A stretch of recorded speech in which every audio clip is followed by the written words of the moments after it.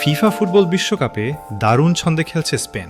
দলটি গড়তে পারে এমন এক বিশ্ব রেকর্ড যা বিগত ৯৬ বছরে বিশ্বের করে দেখাতে পারেনি কোনো দেশ।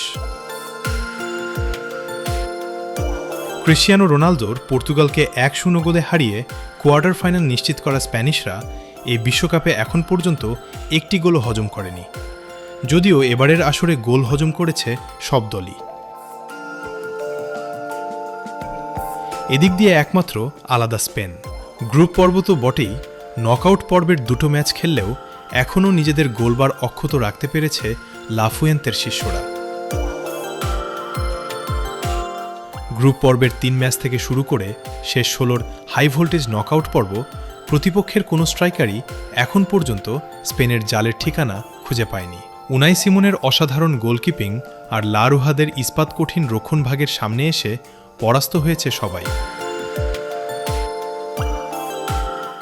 পুরো টুর্নামেন্টে চ্যাম্পিয়ন বা রানার্স আপ হয়েও কোনো গোল না খাওয়ার অবিশ্বাস্য কীর্তি ফুটবল বিশ্ব কখনো দেখেনি। স্পেনের বর্তমান যে রক্ষণাত্মক ফর্ম, তাতে তারা যদি কোনো গোল না খেয়ে ফাইনাল পর্যন্ত যেতে পারে, তবে সেটি হবে বিশ্বকাপের ইতিহাসের সবচেয়ে বড় ডিফেন্সিভ রেকর্ড।